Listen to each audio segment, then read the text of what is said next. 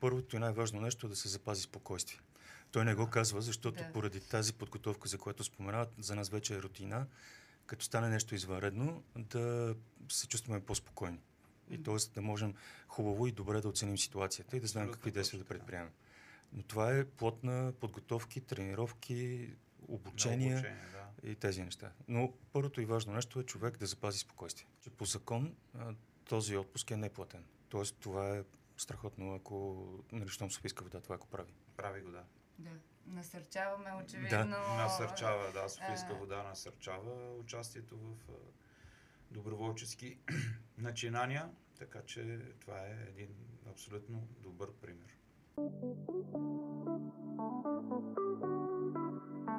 Здравейте, вие сте с подкаста на Софийска вода на по две води. Аз съм Гергана Гайдарова. В горещите летни месеци обаче, вместо да си говорим за отпускарски теми и за хидратация, природата ни предлага предизвикателства, които повдигат много важни въпроси.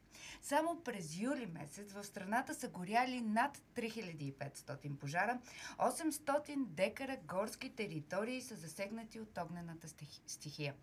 Според статистиката на Министерството на околната среда и водите, която имам пред себе си, за последните 2 години в България на територията на страната са били обхванати 38 000 квадратни метра от пожари. Предизвикателства срещнаха и нашите екипи на пречиствателната станция за отпадъчни води Кубратово само преди няколко седмици, когато в близост до станцията трябваше да се борят с приближаваща огнена стихия, да я задържат и да подпомогнат след това и пожарникарските екипи, които дойдоха на място. За щастие обаче, сред нашите колеги на място тогава беше и заместник-председателя на Националната асоциация на доброволците в България Благой Тошев, който е супервайзър в пречиствателната станция в Кубратово и сега е в нашото студио. Здравей, добре дошъл в ефир. Заедно с него ще имаме удоволствието да говорим и с Тодор Грозданов, който пък е секретар на асоциацията. Здравей. Добре дошъл. И на теб. Наистина предстои един много важен разговор, защото, както казах и преди малко, подплатих го и с данни, а вие знаете по-добре и от мен, природата наистина ни поставя пред много сериозни предизвикателства, свързани и с пожарите това лято. Но преди да започнем разговора по същество, да ви питам, всъщност вие от години сте част от асоциацията, едни от създателите, доколкото разбирам от предварителния разговор. Откъде усетихте необходимостта от това? Точно така. Аз като цяло съм един от първите доброволци в Столична община. През далечната 2011 година във вестника видях, че се набират доброволци. Столична община създава доброволно формирование. Записахме се и от тогава съм член на... След пожара на Бистришко Бранище. Той беше много сериозен. Да, беше сериозен пожар. Така решихме и с оглед на зачестилите такива бедствия и аварии, че е необходимо да се създаде организация на национално ниво и през 2014 година беше вече факт Националната асоциация на доброволците в Република България и от тогава вече работи, развиваме се, трудно ни е, тъй като ние сме много така... Всичко е на доброволни начала. Няма служители, няма заплати, няма и така със собствени сили правим каквото можем но смея да твърда, че вече доста добре се развихме и координираме нещата в цяла България. Но Тони също може да каже... Да. А твоята лична история, как започна? Как започнах? Приятели доброволци, вътрешна необходимост да направя нещо, да не стоя пред телевизора и телефона, когато нещо се случва и оттам. Благо беше един от хората, с които се запознах, като влязах в доброволното формирование. Видях, че има смисъл от това нещо и и почна да горя в него. Макар и да не е много хубава тази дума точно в момента. Да, в метафоричния смисъл, като каза, гори, да използваме всъщност така и формалния повод за този наш разговор, макар че те поводите и така постоянно се появяват, да кажем на базата на опита на това, което се случи преди няколко седмици, което споменах край Кубратово, какво е важно? Кои са първите стъпки, които трябва да се направят, когато човек изпадне в една такава ситуация неочаквано? Първите стъпки ли? Първите стъпки е първо човек да помисли за собствената си безопасност, за безопасността на други хора, ако има, и след това да се предприемат действия за ограничаване на стихията в случая на пожара и да се направи организация, разбира се, за такава, каквато смея да твърда, че имаме някаква подготовка. Въпреки, че не сме професионалисти, но все пак благодарение на преминатите обучение, на участията ни в такива събития и пожари и наводнения, имаме някаква подготовка, която ни е от полза в такива ситуации. Тук малко ще поправя Благо. Първото и най-важно нещо е да се запази спокойствие. Той не го казва, защото поради тази подготовка, за която споменават, за нас вече е рутина, като стане нещо извънредно, да се чувстваме по-спокойни. И т.е. да можем хубаво и добре да оценим ситуацията и да знаем какви действия да предприемем. Но това е плод на подготовки, тренировки, обучения и тези неща. Но първото и важно нещо е човек да запази спокойствие. А това ли е най-голямата грешка? Това си мисли, която може да се направи в една такава ситуация? Да изгубиш самообладание и да започнеш хаотично да действаш? Да. Абсолютно. Да. Няма ли спокойствие, няма ли правилна оценка на ситуацията, застава хаоса, от което пък вече няма правилно действие. Или има правилно действие по случайност, което не е целта. Да. А всички хора ли всъщност могат да бъдат обучени да действат адекватно в такива ситуации? Вашия опит? Вие вече доста години се занимавате. Разбира се, особено хора, които се интересуват, могат да бъдат обучени и дори само за собствената си безопасност. Защото често казват, и гледам и по медиите, нали, то има много доброволци, които искат да дойдат, обаче примерно с изкуствени материали, облечени, дрехи. Това всичко е от незнание, но незнание в добрия смисъл на думата. Просто не са обучавани, подготвени, не са се интересували от тази тема. Не, как да кажа, масово обговаряно, въпреки че тази година и миналата, нали, все повече става това. Хората имат желание да помогнат, но не знаят как. В този смисъл разкажете ни на мен и на хората, които ще гледат този подкаст, малко повече за работата на асоциацията. Вие казахте изцяло на доброволни начала, но как е организирана вашата дейност? Тони? Ами как? Организацията е една неправителствена организация, която работи като такава. Нейната цел е да координира и защитава интересите на доброволците за защита от бедствия в България, да прави всичко възможно те да бъдат по-добре обучени, по-добре оборудвани, да бъдат познати на обществото като такива, защото до преди няколко години беше малко странно, когато кажеш на някой, аз съм доброволец за защита от бедствия, пита, какво е това? Вече не е чак така, за щастие. Така че това е, което прави асоциацията и споменаваме тези обучения. Една голяма съществена част от нашата дейност като неправителствена организация е провеждането на обучения. Обучение на самите доброволци, обучение на така наречените цивилни граждани. Тоест на хора, които не са се сблъсквали до сега с тази тематика. Тоест да кажем, всъщност човек може да се регистрира като доброволец към организацията или просто да премине обучение, което да е по-скоро за неговата безопасност и адекватност в такива ситуации? Възможни са и двата варианта. Единият вариант е, той трябва да бъде член на регистрирано доброволно формирование и след което там има си програма, в която се минават съответните обучения. Първоначално, първа помощ, пожари, наводнения. Има набор от такива обучения, които е задължително да се минат. А колкото до гражданите, те пак могат през или служители. Тони е един от обучителите. Тони може да ходят и във фирми, с които обучават служители, показват им и практически обучения, теоретични обучения и да се запознават хората с нещата, които могат да им послужат за бъдеще. Значи, тук има малка разлика в обученията, които провеждаме, и тя е, че когато обучаваме доброволци, ние ги обучаваме как те да действат в определена ситуация на бедствие, как да помагат на другите. На пожарната основно, но и на населението, как да действат в тези моменти. Докато когато говорим за гражданите, там по-скоро обучението е насочено към това как те сами да си помогнат в определени ситуации на бедствия. Не само пожари, сега е актуално пожарите, но скоро ще станат актуални наводненията. За щастие България няма много земетресения, но никой не знае. Да, за сега, слава Богу. Нали, така че има тези акценти, нали, в обучението. Разбира се, провеждаме и обучение за така наречените спонтанни доброволци. Тези, които искат просто в един момент в тях е дошло желанието да помогнат, стават, идват когато е бедствието, искат да помогнат.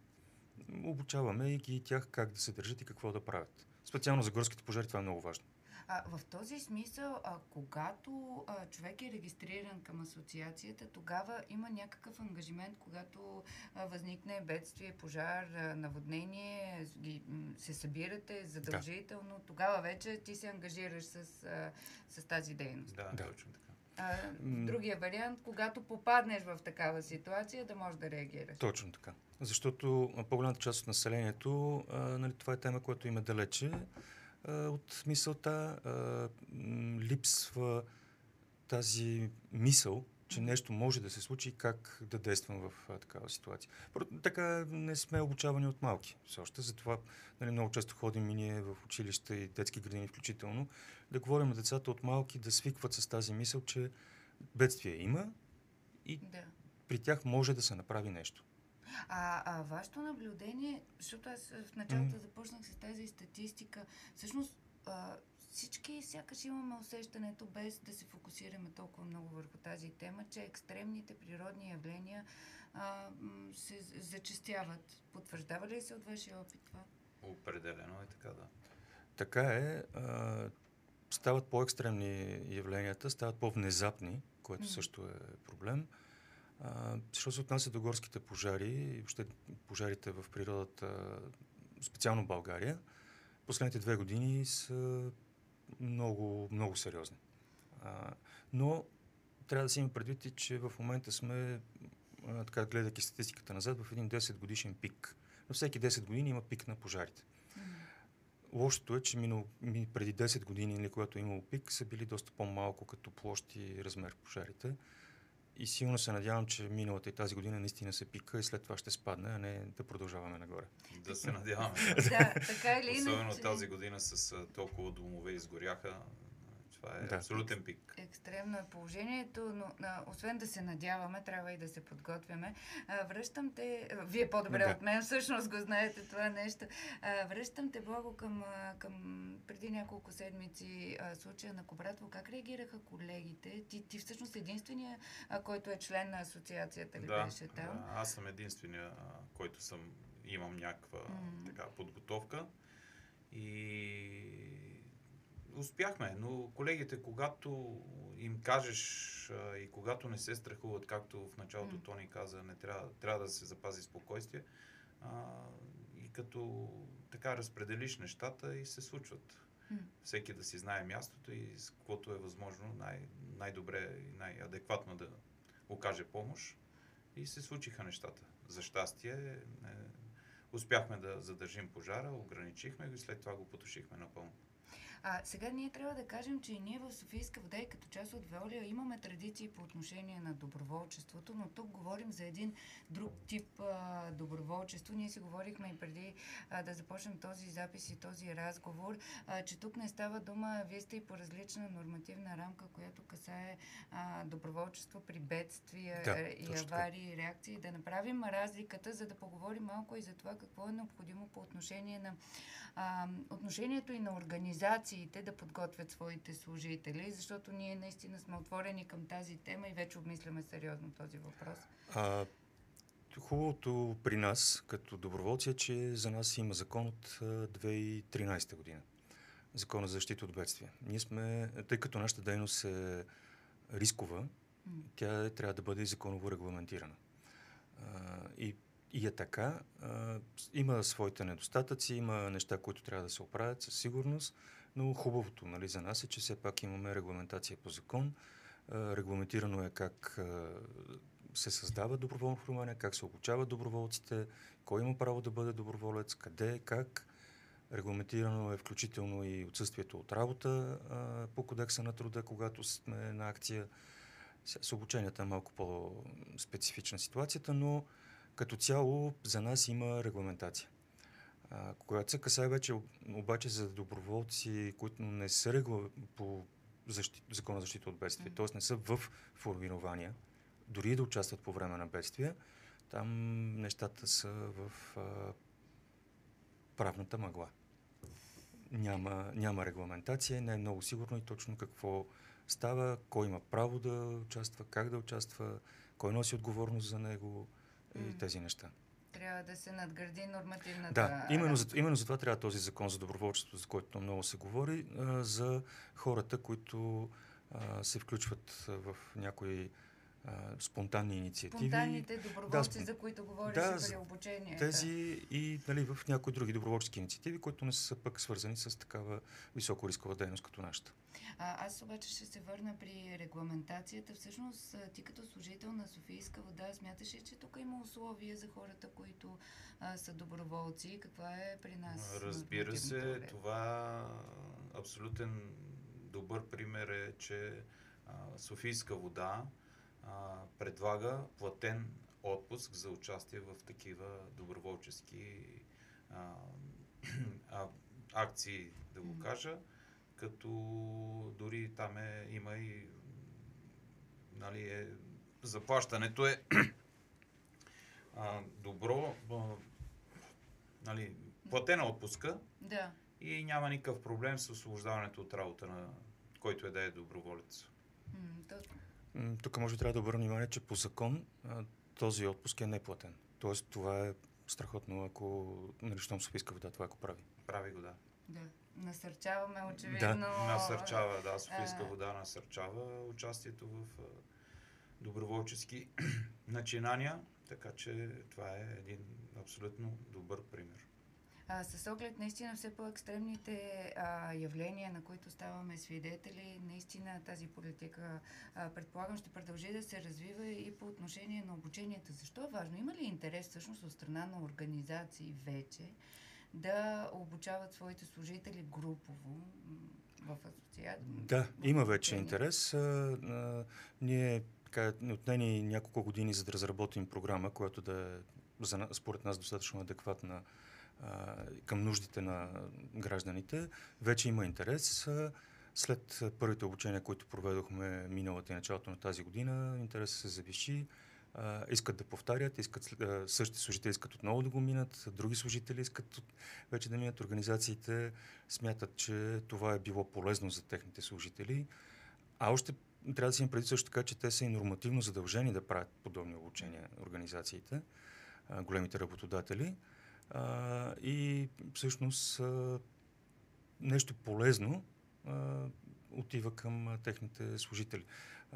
Научаваме ги как да се държат, когато стане някаква извънредна ситуация, когато нещо се случи. Не само за пожари. Не, за наводнение говорим, за земетресения, за пожар в дома.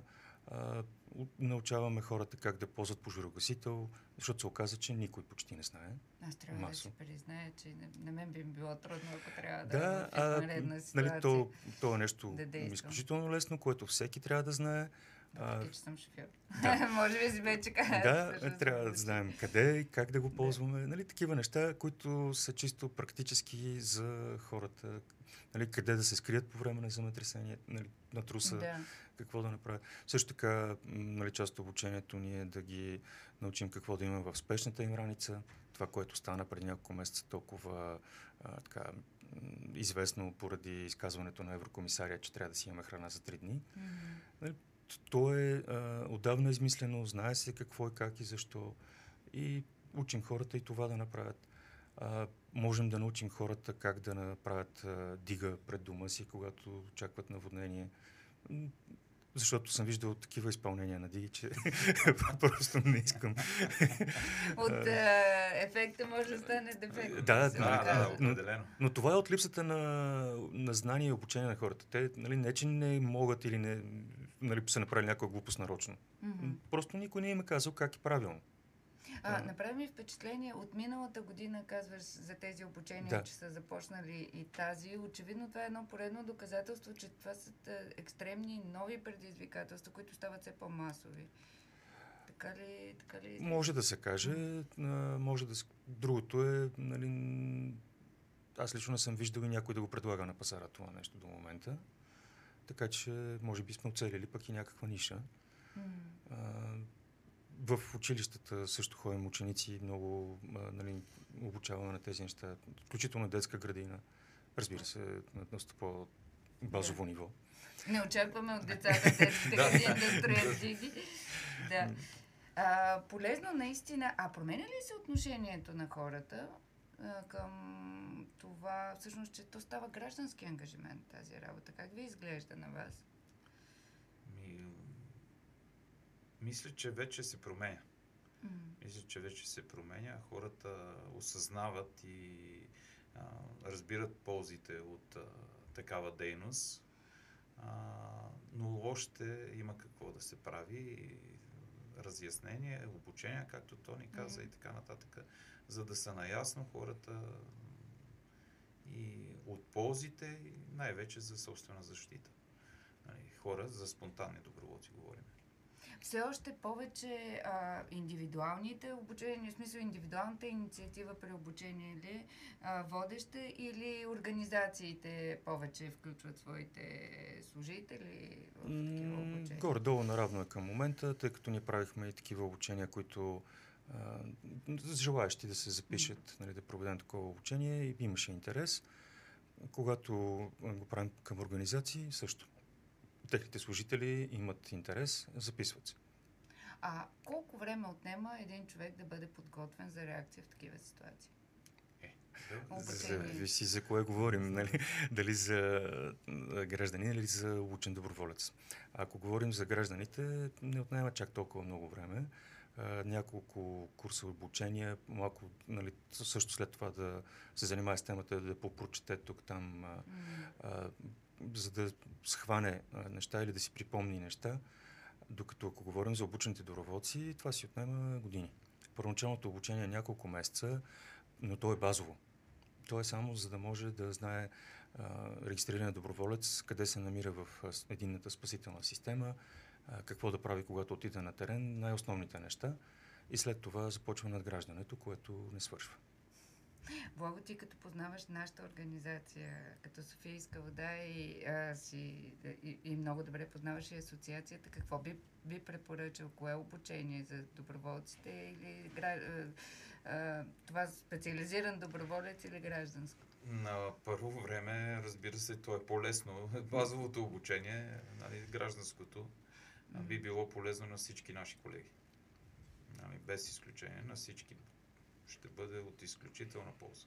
Пък вече, който желае, след това е добре дошъл. Да, и изключително може да се направи по-специализирано обучение за хората, които желаят и които имат вътрешната необходимост да помагат в някаква ситуация, но нямат достатъчно време или все още достатъчно мотивация да станат регистрирани доброволци. Защото това си отнема време. Лично време. Мисля, че в последните минути в този разговор стана пределно ясно защо е полезна асоциацията на Националната асоциация на доброволците в България, защо все по-необходима ще става и защо наистина трябва големи организации и от всеки един гражданин да се замисли, да се подготви в тази посока. И в тази връзка, всъщност, вие казахте в началото на разговора ни, че това е една абсолютно доброволна организация. Да.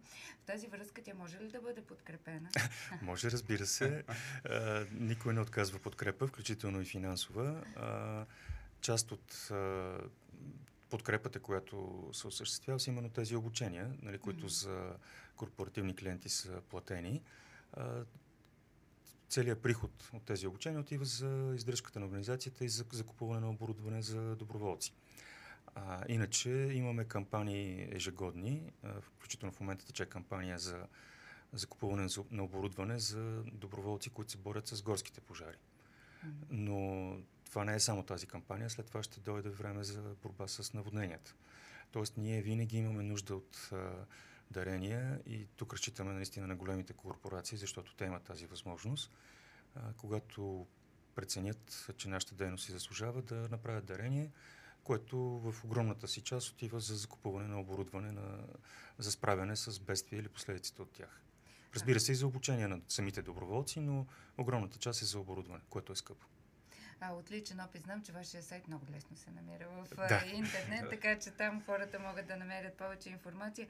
На финал обаче се хващам за думите оборудване. Всъщност какво е необходимо да имаме като оборудване, било като организация, било като гражданин на първо време при реакция? Там е много дълъг списък. Да, значи на първо време лични предпазни средства. Да.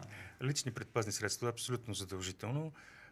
Включително и гражданите, които искат да реагират при някакво бедствие, добре да знаят, че е хубаво да имат нещо подобно. За доброволците това е задължително. На акция без лични предпазни средства не се отива. След това оборудване, което да помага на конкретния човек лично да помага в дадена ситуация, и вече говорим за по-сериозното и тежко оборудване, като машини, камиони, спасителни автомобили, високопроходими и така нататък. Така че те нещата са наистина, както каза Благо, много дълъг списък. Списъкът е много дълъг. Да. Добре, това е един разговор с продължение, изглежда, защото и природата, за съжаление, макар и вие казвате, надяваме се сега да е екстремен пика на тези екстремни явления, които имаме, но така или иначе трябва да сме все по-подготвени, така че сега слагаме точка на тази първа част от този разговор, но ще го продължим в времето. На финала обаче ми се иска специално да благодарим на нашите колеги, които в момента не са в студиото тук с нас, но пък са проявили много смелост и отговорност да реагират адекватно, когато съвсем на практика се е наложило да се изправят пред една стихия. Нали така? Да, така е. И аз също мога да изкажа благодарността на всички колеги, които взеха участие, всички екипи на Софийска вода и разбира се и на професионалните пожарникари, които реагираха там. В един момент бяха 3 пожарни автомобила с екипите си и наши колеги, които абсолютно съотдайно направиха всичко и даваха всичко от себе си, за да ограничим пожара. Аз мога да кажа само, че свърши чудесна работа, щом като по медиите не се чу за този пожар. Да. Благодаря ви много за този разговор. Наистина продължаваме да надграждаме и усилията ни като организация да подготвяме нашите колеги за всякакви ситуации, в които могат да попаднат и с оглед на, за съжаление, все по-екстремните явления, които наблюдаваме около нас. Този брой на подкаста на Софийска вода на По две води го направихме заедно, да кажа и на финала, с Благой Тошев, супервайзър в пречиствателната станция в Купратово и част от Националната асоциация на доброволците в България и Тодор Грозданов, който също е част от асоциацията и нейн секретар. Аз съм Гергана Гайдарова. Благодаря ви, че бяхте с нас.